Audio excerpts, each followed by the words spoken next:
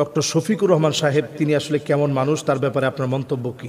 কওমি এবং আলিয়ার মাঝখানে যে একটা দেওয়াল আছে, এই দেওয়াল তিনি ভেঙে দিতে চাচ্ছেন। মনে হচ্ছে যেন যুগ জমানা পাল্টে দিতে চাই না অনেকজন, এক মানুষে আনতে পারে জাতির জাগরণ। ভালো বলতে চান তাহলে ওনার চুলের গোড়া থেকে শুরু করে পায়ের তালু পর্যন্ত লক্ষ্য করতে হবে সুন্নতের অনুকরণ অনুসরণ আছে কিনা।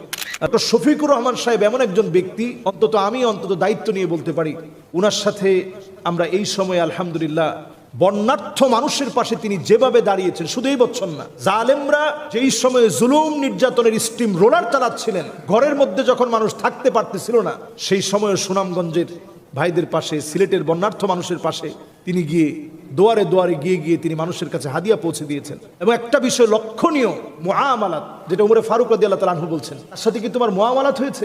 আজকে জাতি তার মুআমালাত দেখছে। তিনি মানুষকে যে ডাল চাল চিনি অথবা টাকা পয়সাই হোক